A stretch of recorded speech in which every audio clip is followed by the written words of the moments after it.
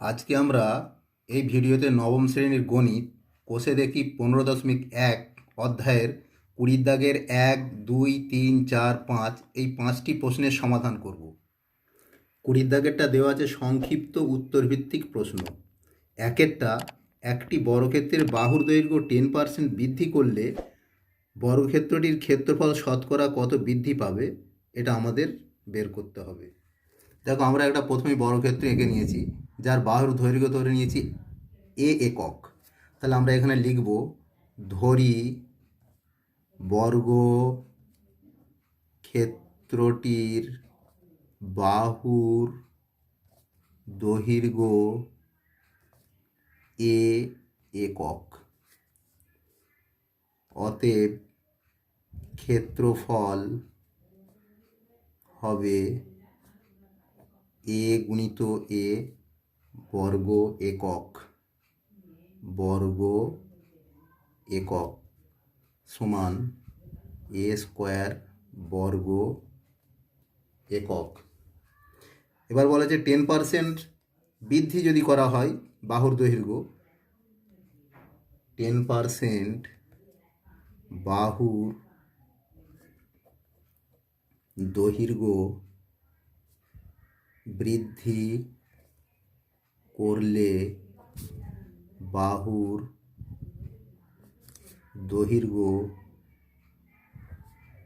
হবে, তাহলে বাহুর দৈর্ঘ্য তো এ একক আছে, প্লাস 10% বৃদ্ধি পাচ্ছে, তাহলে এ ইন্টু 10/100 একক সমান, তাহলে এই 0 কেটে গেল, তাহলে এ প্লাস উপরে থাকছে এ, নিচে থাকছে 10 একক সমান, এটা আমরা যদি ভগ্নাংশের যোগ করি তাহলে 10 লসাগু, 10 আর 1 গুণ করলে 10 এ প্লাস এ একক সমান 11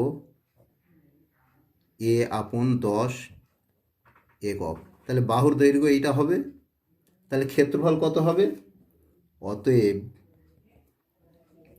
এক্ষেত্রে ক্ষেত্রফল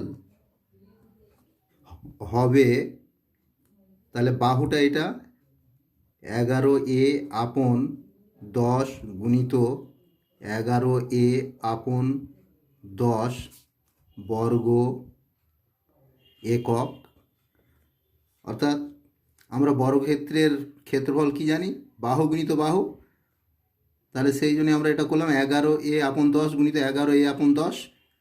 তাহলে এটা গুণ করব, 11 গুণ করলে 121, এ গুণ করলে এ স্কোয়ার, 121 এ স্কোয়ার আপন 10 গুণ করলে 100 বর্গ একক। তাহলে এটা ক্ষেত্রফল হলো 121 এ স্কোয়ার আপন 100, এটা হচ্ছে ক্ষেত্রফল। তাহলে আমরা এবার লিখতে পারি যে এটা দৈর্ঘ্য বৃদ্ধি করার জন্য এটা হয়েছে, আগের ক্ষেত্রফল ছিল এ স্কোয়ার, তাহলে এইটা থেকে আমরা এ স্কোয়ার যদি বাদ দিই তাহলে কতটা বৃদ্ধি পেয়েছে সেটা আমরা জানতে পারবো। অতএব ক্ষেত্রফল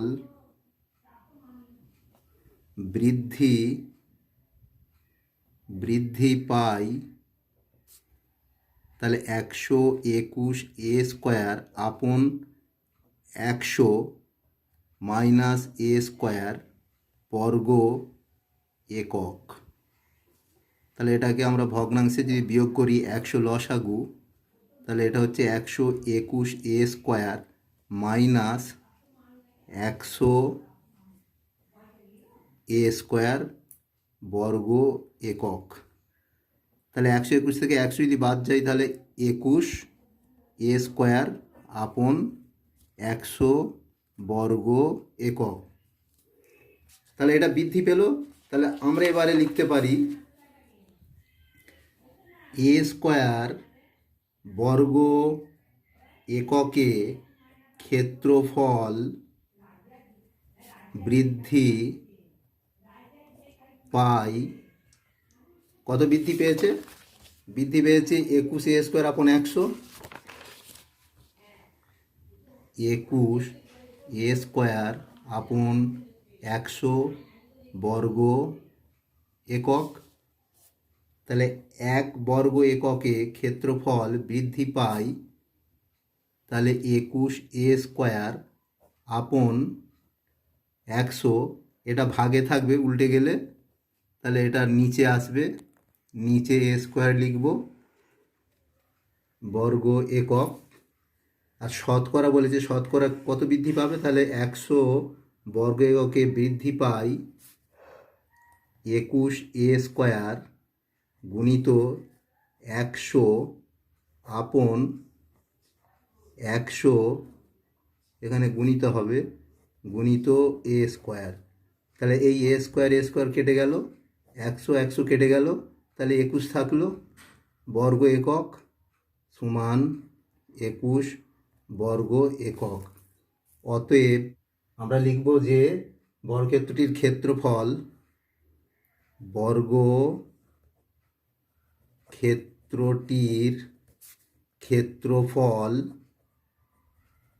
ক্ষেত্রফল 21% বৃদ্ধি পাবে। এটাই হচ্ছে উত্তর। 3-এরটা, একটি আয়তক্ষেত্রের কর্ণের দৈর্ঘ্য 5 সেমি। কর্ণদ্বয়ের ছেদবিন্দু থেকে আয়তক্ষেত্রের একটি প্রস্থের উপর লম্বের দৈর্ঘ্য 2 সেমি। আয়তক্ষেত্রের প্রস্থের দৈর্ঘ্য কত, সেটা আমাদের নির্ণয় করতে হবে। প্রথমে আমরা একটা আয়তক্ষেত্রের ছবি এঁকে নিয়েছি। তোমরাও প্রথমে একটা এইরকম আয়তক্ষেত্রের ছবি এঁকে নেবে। আয়তক্ষেত্রের নাম দিয়েছি এ বি সি ডি। তো এর কর্ণদ্বয় হচ্ছে এসি এবং বিডি, দুটো কর্ণদ্বয় পরস্পরকে ও বিন্দুতে ছেদ করেছে। আর আমাদের এখানে দেওয়া আছে এসি বা বিডি কর্ণ 5 সেমি এবং প্রস্থের উপর অঙ্কিত লম্বর দৈর্ঘ্য হচ্ছে 2 সেমি, এটা দেওয়া আছে। এখন প্রশ্ন হচ্ছে এডি অর্থাৎ এই প্রস্থ সমান কত, এটা আমাদের নির্ণয় করতে হবে। তো আমরা জানি আয়তক্ষেত্রের কর্ণদ্বয়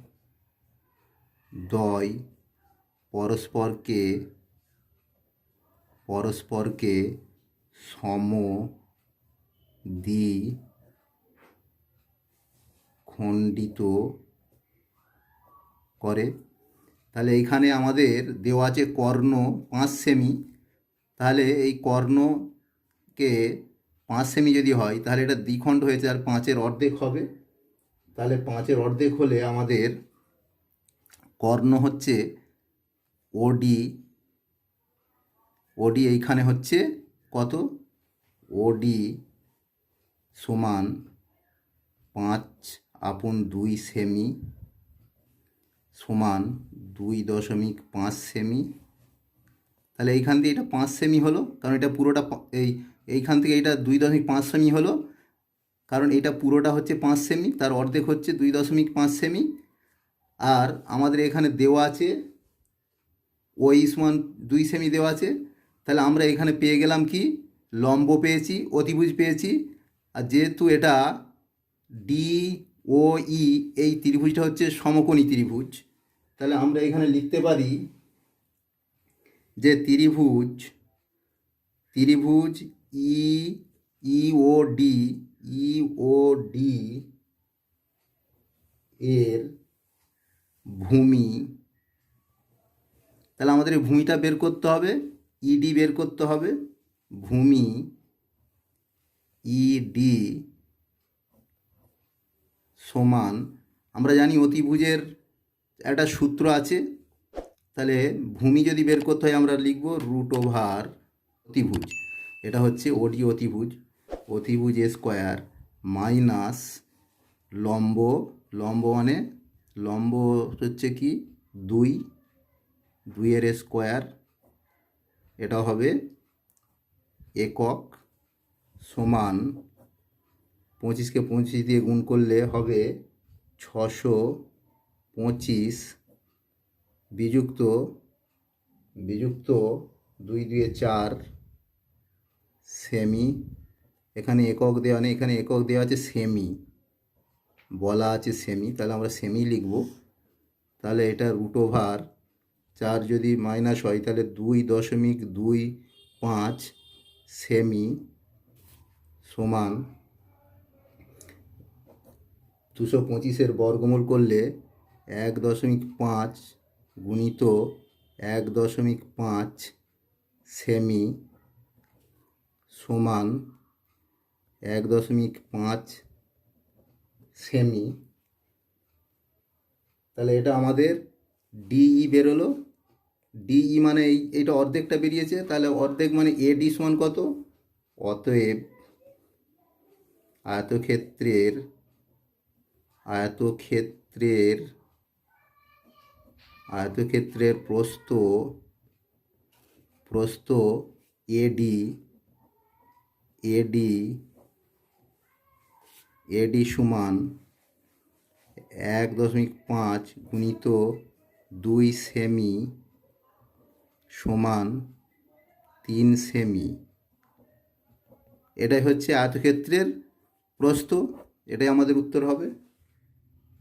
4 একটি বর্গক্ষেত্রের কর্ণদ্বয়ের ছেদবিন্দু থেকে তার যে কোনো বাহুর উপর অঙ্কিত লম্বের দৈর্ঘ্য 2√2 সেমি হলে বর্গক্ষেত্রটির প্রতিটি কর্ণের দৈর্ঘ্য কত? এটা আমাদের নির্ণয় করতে হবে। প্রথমে আমরা একটা বর্গক্ষেত্রের ছবি এঁকে নিয়েছি। এ বি সি ডি একটি বর্গক্ষেত্র, তার বাহুর দৈর্ঘ্য ধরে নিয়েছি এ সেমি, এবং কর্ণ দুটি এঁকেছি এসি এবং বিডি দুটি কর্ণ। এই দুটো কর্ণ ছেদ করেছে, পরস্পর ও বিন্দুতে ছেদ করেছে, এবং এ বি বাহুর উপরে একটা ওপি একটি লম্ব অঙ্কন করা হয়েছে।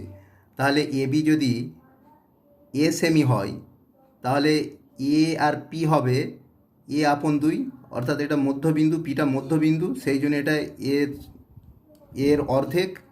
তাহলে আমরা এইখানে আমাদের প্রশ্ন হচ্ছে ওপি দেওয়া আছে 2√2, এপি সমান আমরা পেয়েছি এ/2, তাহলে এসি আমাদের বের করতে হবে, এসি আমাদের নির্ণয় করতে হবে। তাহলে আমরা এইখানে লিখতে পারি ধরি বর্গক্ষেত্রের বাহুর দৈর্ঘ্য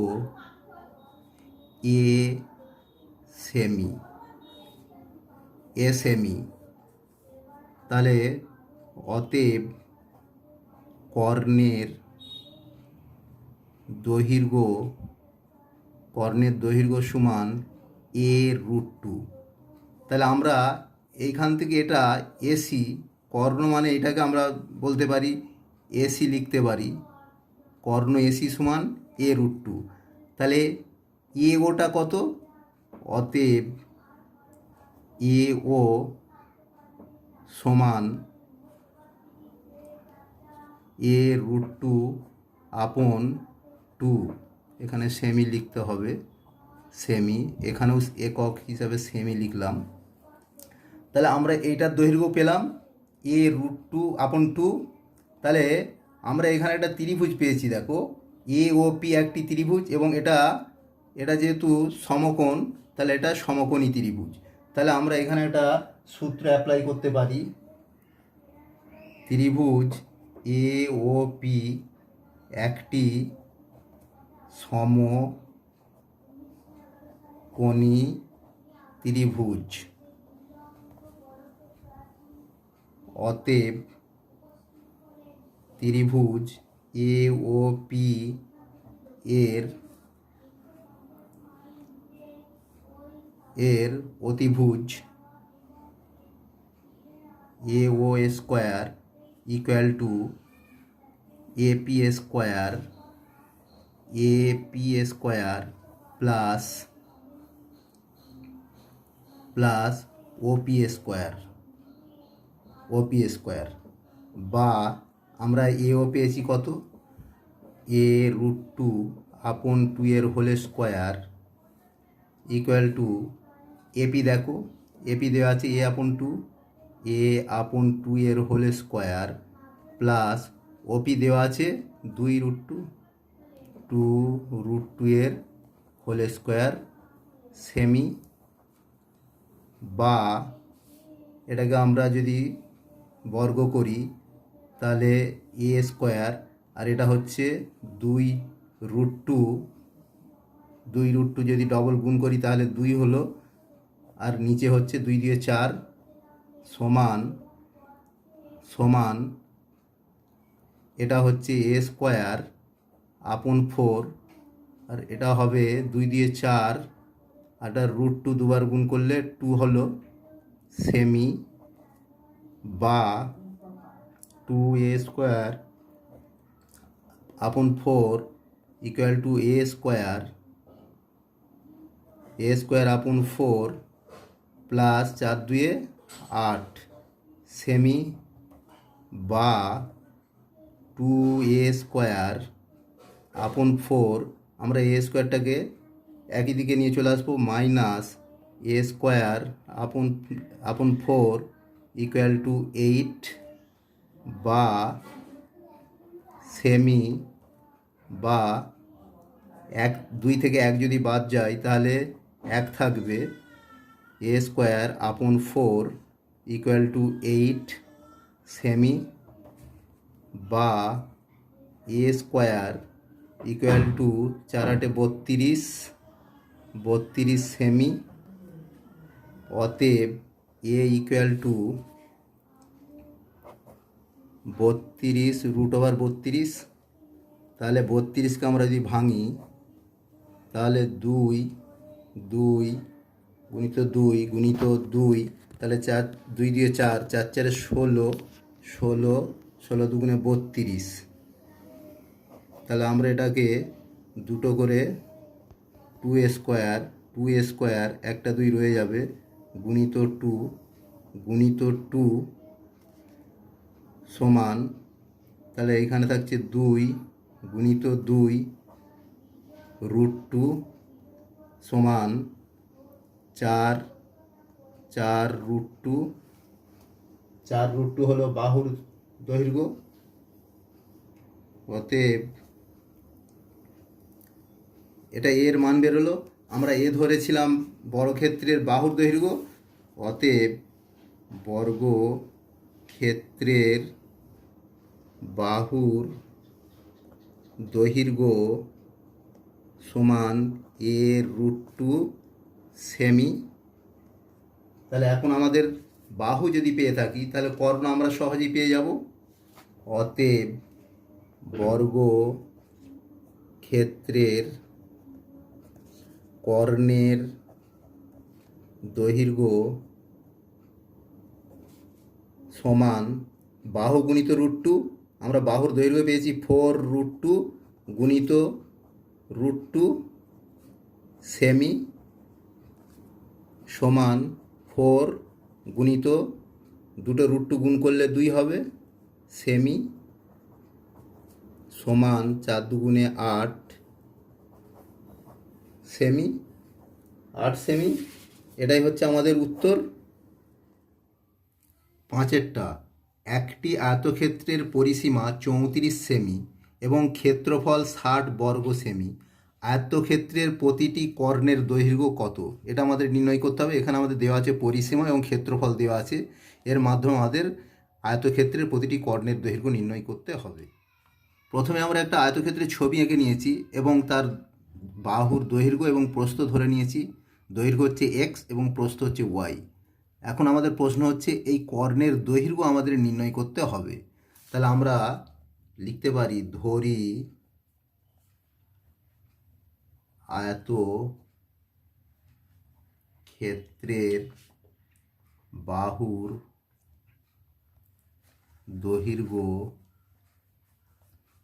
x সেমি, প্রস্থ y সেমি। অতএব কর্ণের দৈর্ঘ্য সমান দৈর্ঘ্য স্কোয়ার প্লাস প্রস্থ স্কোয়ার, তাহলে দৈর্ঘ্য মানে x অর্থাৎ x এর স্কোয়ার প্লাস প্রস্থ স্কোয়ার মানে y এর স্কোয়ার, এটা হচ্ছে সেমি, এককটা সেমি হবে। আচ্ছা, এখন আমাদের এইটার মান বের করলেই আমাদের উত্তর বেরোবে। আমরা এটার পরিসীমা যদি বের করি, আমাদের এখানে দেওয়া আছে, দেখো পরিসীমা ও ক্ষেত্রফল দেওয়া আছে। এখানে দেওয়া আছে আয়তক্ষেত্রের পরিসীমা 34 মিটার এবং ক্ষেত্রফল 60 বর্গ মিটার। তাহলে আমরা পরিসীমা বের করে নিই। আয়তক্ষেত্রের আয়তক্ষেত্রের পরিসীমা পরিসীমা 2 ইন্টু এক্স প্লাস ওয়াই সমান 34, বা X plus Y equal to 34/2 সেমি। তাহলে 17 দুগুণে 34 সমান 17 সেমি। তাহলে দৈর্ঘ্য এবং প্রস্থের সমষ্টি আমরা পেলাম 17 সেমি। তাহলে আমরা আয়তক্ষেত্রের ক্ষেত্রফল এখানে করে নিতে পারি। আয়তক্ষেত্রের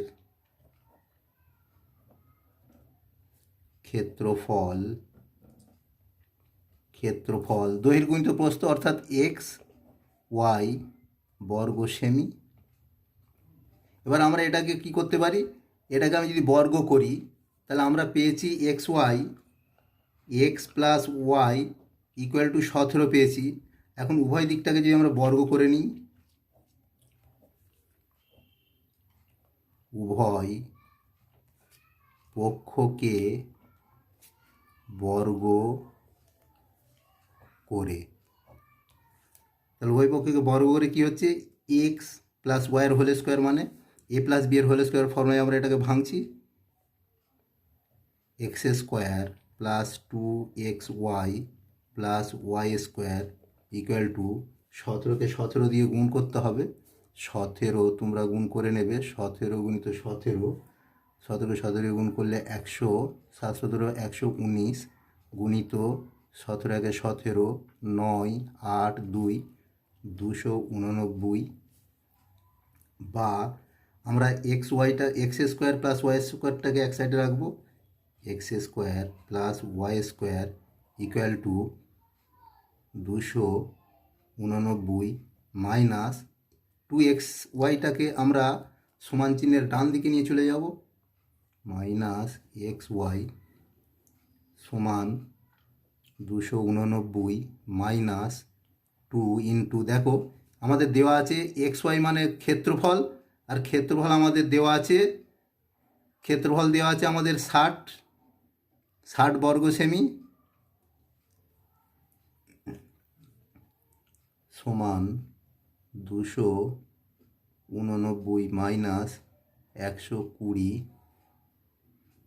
সমান 289 থেকে 120 যদি বাদ দেওয়া যায় 9 6 1, তাহলে 169।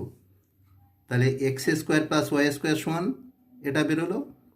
তাহলে আমরা যদি এটাকে এর রুট ওভার করে নিই, রুট ওভার সমান 169, তাহলে এটাকে আমরা যদি ভাঙলে হবে 13 গুণিত 13 সমান 13 স্কোয়ার সমান 13 সেমি। তাহলে এটা আমাদের ছিল কি, কর্ণের দৈর্ঘ্য ছিল X square root over X square plus Y square, এটা আমরা তার মান পেয়েছি 13 সেমি। তাহলে আমরা লিখতে পারি অতএব আয়তক্ষেত্রের কর্ণদ্বয়ের দৈর্ঘ্য 13 সেমি। এটাই আমাদের উত্তর।